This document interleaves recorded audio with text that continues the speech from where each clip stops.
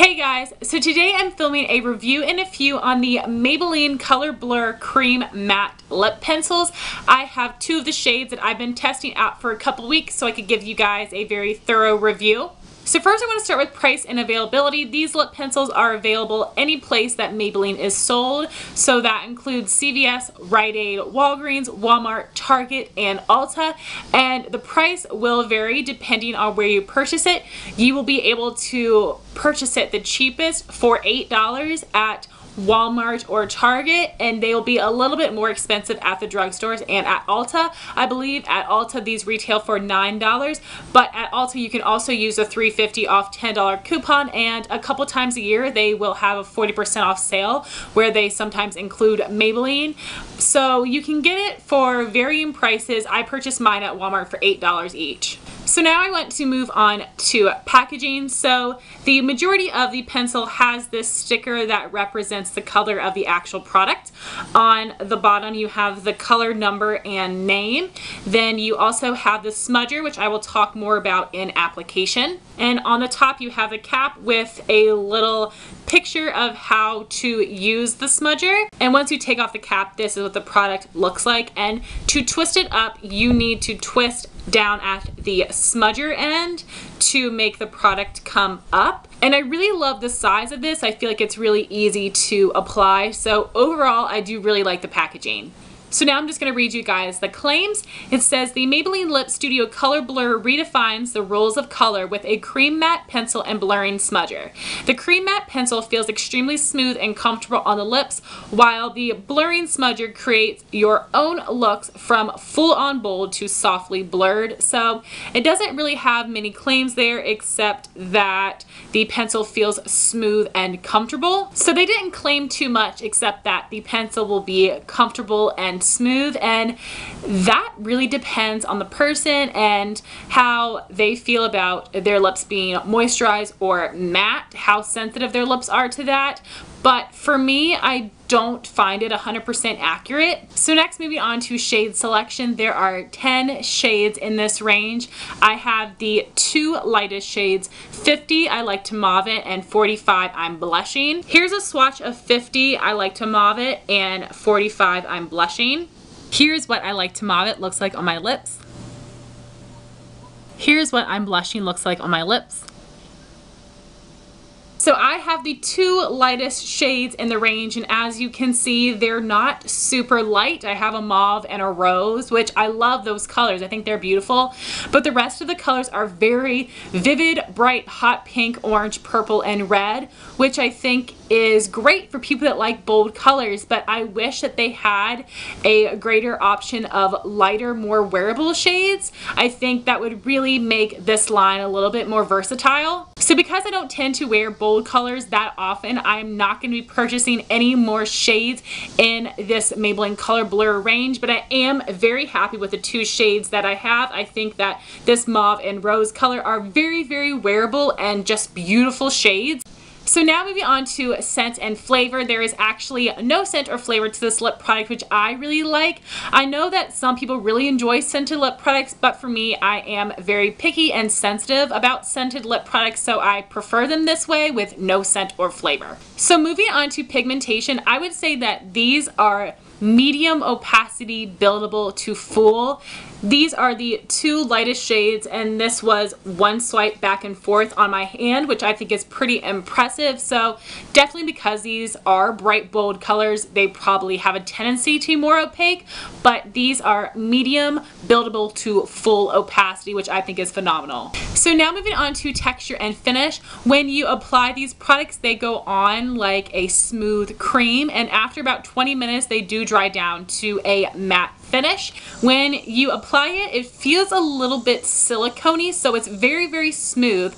And once it dries down and you rub your lips together, it almost feels like it has a powdery finish, which I quite like. And I really love that it has a matte finish because the colors in this line are very bold and bright. I know that I personally tend to feel uncomfortable and a little bit nervous when I'm wearing a bold color because I'm afraid about it going everywhere. But with this Stay in Place matte finish, I am not worried about the color bleeding or transferring, so I do really love that it does have a matte finish. Now on the other hand, when it does dry down matte after 20 minutes, it still feels comfortable, but once you get about 2 hours in, my lips were hurting so bad because they were so incredibly dry. So that was a big bummer. I definitely probably can't wear these for a long amount of time because they were just really sucking all the life out of my lips. So now moving on to application, I really love the size of this lip pencil because it is very easy to line and fill in your lips. If you have larger lips, it might take you a little bit longer to fill them in, but I love that I don't need a lip liner. For me, this is a lip liner and lipstick in one. So part of the selling point and advertisement for this product was that because of the smudger, you are able to do this reverse ombre lip trend, which has been very popular in Asia. So basically what you do is apply color only to the center of your lips, and then you take a smudger and blend it towards the outer edges. Now, I have not tried this because I'm not interested in it whatsoever. All of the reviews that I have seen, when they do try to do this, it looks extremely messy. And I have seen some pictures online of this Asian lip trend, and it's beautiful, but it's also very editorial. It is not really something that I'm gonna wear on an everyday basis. And also in those pictures, I'm sure that they do a lot more things to get this method than just using a smudger on a lip pencil. So if you guys have tried it, please let me know how it works for you. So it's not something I'm interested in. I do find it gimmicky, but hey, you know, it doesn't take up too much room of the lip product and it is something different. So I think that's pretty cool. So now I want to talk about lasting power, and lasting power is one of the most disappointing parts of this product. You would think because it is a very matte, drying matte formula that it would stay in place all day, because that is what tends to happen with drying lip products. That is like the one bonus of them. But no, I wore one of these to work and I had to reapply several times throughout the day, which was a huge bummer. So what was happening for me is that it was fading terribly in the center but would not budge from the outer perimeters of my lips. Obviously it faded with eating and drinking, but even when I was talking it would wear away, which was insane because I felt like it had dried down. So the wear time was not good. I did find that it was easy to reapply over itself. I did find that when I reapplied, the color seemed to get deeper and deeper because it was building up on the outer edges of what was already there.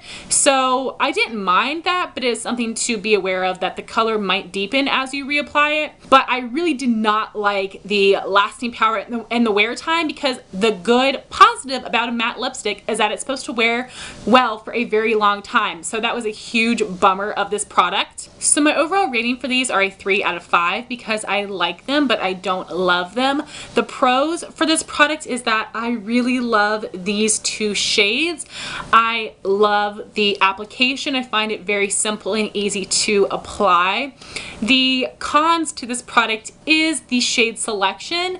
I wish that there was more variety and they weren't all bold colors, but I definitely do think there's a place for that, but it isn't a pro for me.